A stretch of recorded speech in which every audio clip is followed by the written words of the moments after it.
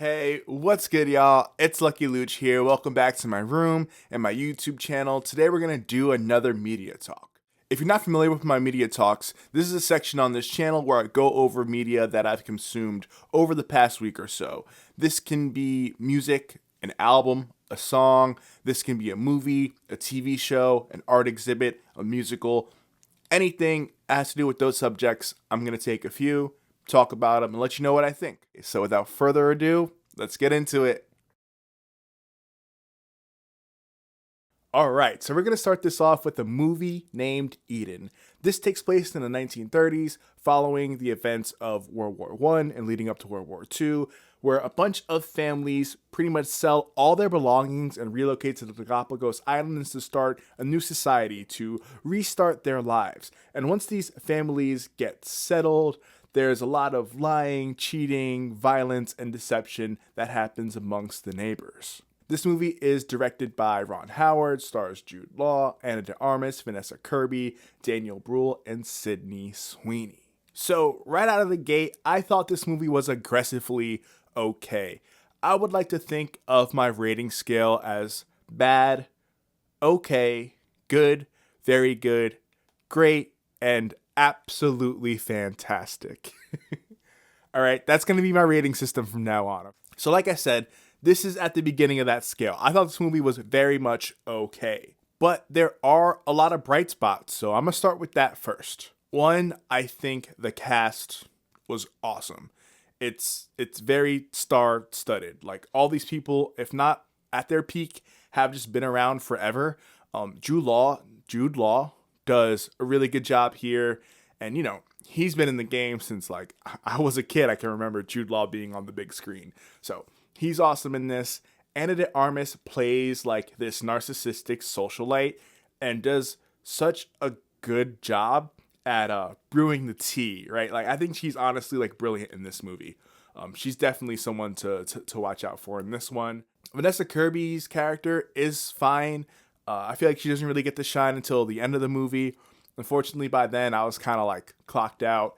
And Sydney Sweeney actually does a really good job in this movie as well. I understand there's a lot of controversy that's, been going on with her recently. Regardless of all that, she really just holds her own. The setting. This movie, for the most part, is like pretty just nice to look at. It takes place on the Galapagos Island, and there's just a lot of White Lotus type shots here where, you see like the animals attacking each other. You see the carcasses of dead animals, but at the same time, it's on the beach, it's in the jungle. And so the setting of this movie is very nice. So the acting, obviously the cast, and the setting itself, makes this movie worthwhile. But as the story goes on, there's violence that happens among these characters. There's a lot of backstabbing that happens. And I had trouble really feeling it. I thought this movie was going to play out kind of like The Talented Mr. Ripley. Oddly enough, that stars Jude Law. Everybody's kind of friends at first, and then things happen and everything starts unraveling, and you're like, oh my god. You get really invested in the story, invested in the characters, and then you're just like, how are things going to shape out? How is this going to happen? Things happen in this movie, but I don't feel the stakes. I'm not invested in these individuals enough to where like I care that bad things happen to them or that good things happen for them or that things go their way. So when, Sydney Sweeney's character starts kind of playing the game after being an innocent person, I don't really care that much. There's a couple scenes on here that are a little bit gory and violent that I should feel taken aback by, and I don't. Ultimately, I don't think it's an issue with the cast or the writing. I think it's more so on the producers of this, and then I guess Ron Howard as a director. I think it should have been edgier. I think this movie could have been darker. I think this movie could have been more dramatic. I don't necessarily know how to do that, but I think if they just added more elements of that, this movie would have been awesome. Until then, it's just a bunch of really good-looking actors acting, and crazy stuff starts to happen to them during during this movie. So if you're in it for that, I think, yeah, this might be worth your time. But I'm sure there's probably like a documentary or maybe like a mini series on these events that can better explain and maybe do a job of keeping up that intensity and telling the story in a way that it deserves to be told. Because overall, I think the story and the concept is super interesting. I think the characters are interesting. I think the actors do a good job, but it ultimately just falls flat and doesn't really give you that intensity. It doesn't make you feel the story the way it deserves to be told, the way it deserves to be felt. I think I gave this like a 2 on Letterbox, and I did it with a little bit of hesitation, only because I wanted to like this movie, but ultimately, I thought it was alright.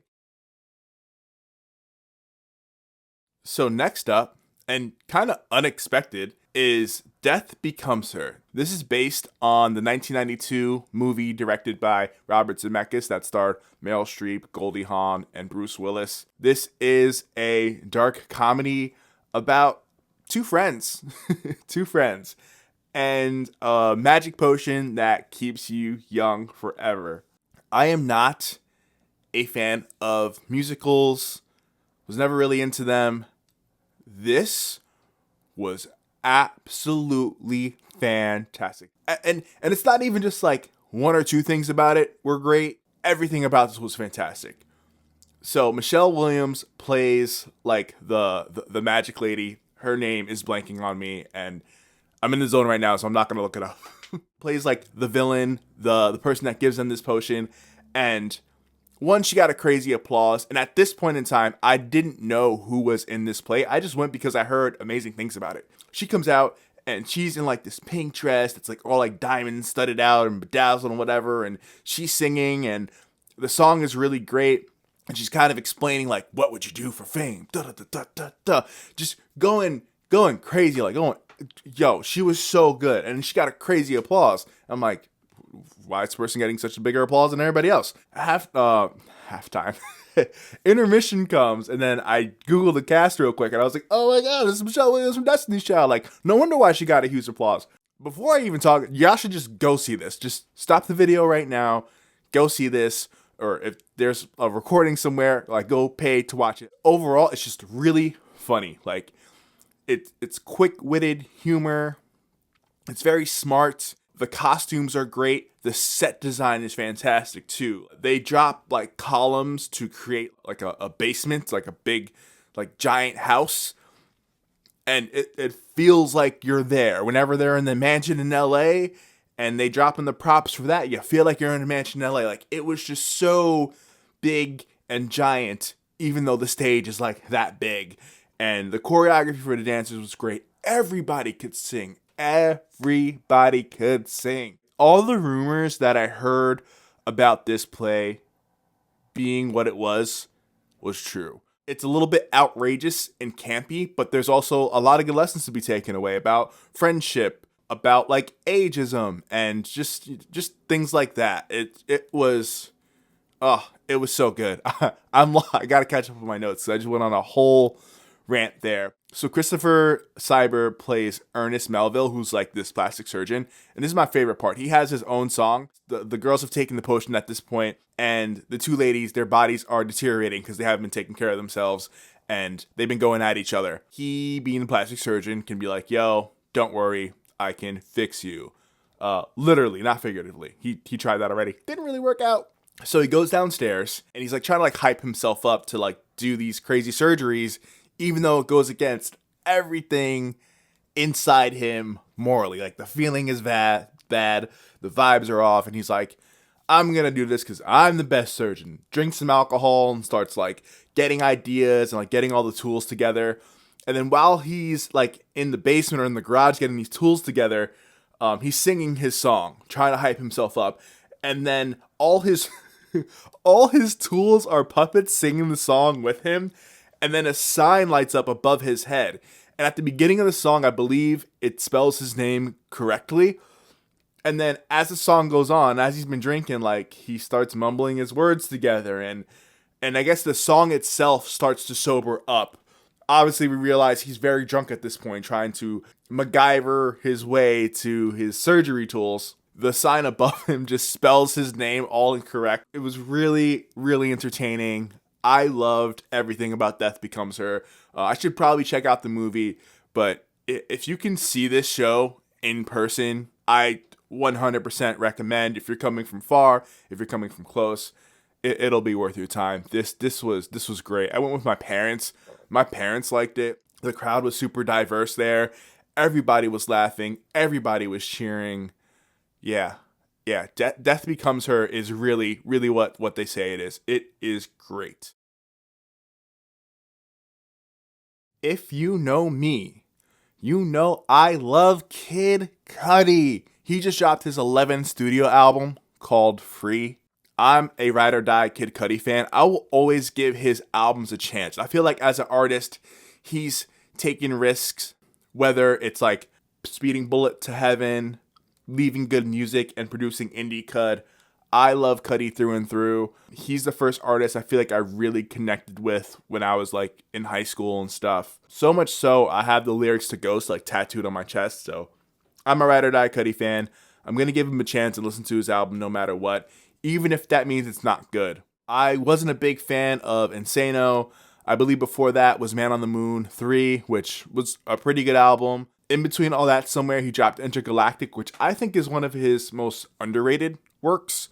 It was really cool. The animated movie that went along with it was also pretty awesome. So I had to listen to Free. I like the vibes leading up to this album. He seems, if not sober, then just clear-headed. He seems very happy, right? He recently got married. His daughter's getting older. I see him on IG like hanging out with his mom, still hanging out with Dr. Genius and everybody that he came up with. So he seems like he's in a really good place. So I'm just generally happy for him as a fan of his work. And once again, somebody who has influenced me on a gigantic level. So he seems happy. This album is very romantic. It's characterized as a pop album, but not everything works. There are some vocal performances in this album where he's kind of doing like the higher pitch voice, which I don't really love with him. I like it when he does it harmonizingly. Is that even a word? But I like it when he harmonizes with the high pitch singing, when he's just kind of going like, and it's just like the higher pitched. I don't think it does his lyrics justice because you're kind of focused on the voice. And like I said, that voice can be a little annoying and hard to listen to. But there are pieces on this album where it comes together and it's really fucking good. Like, I think out of the 13 songs on here, there was like 6 of them that I'm bumping. If we're just gonna like go to the track order real quick, like I wasn't a big fan of Neverland. I might buy a Neverland t-shirt because the merch is fire. I think Mr. Miracle is really good, and Deep Diving I wasn't a fan of. Truman Show, Submarine, Ashes, Grave, Past Life. That 1, 2, 3, 4, 5. That little 5 tracks right there, that to me is where the album works. Maybe individually those tracks might not work, but those work together as like a cohesive thing. I really love that section of the album. Panic in Paris was I'm still iffy on Stargazing, and Saltwater. Something about Cudi in these outros, right? Like, because I feel like all his outro songs are usually bangers. Is There Any Love? That's a good one. Trapped in My Mind, banger. Okay, Lord. Okay, maybe I was wrong about the outro bangers.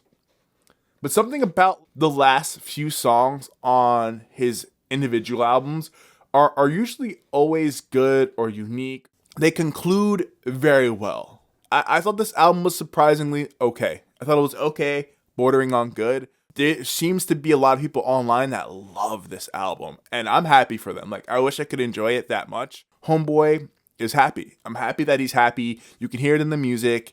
Like I said, it's a little poppy, it's a little romantic, and who knows, maybe this album will stick to me the more that I listen to it. If not, I'm just happy that I have some songs on here that I really enjoy.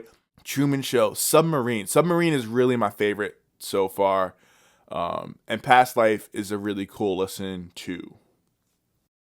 But if you've seen, watched, or heard any of the media that I was talking about today, feel free to leave a comment. Let's have a discussion. Let's hang out. Like, subscribe. Thank you so much for being here. and I'll talk to you next time. Peace.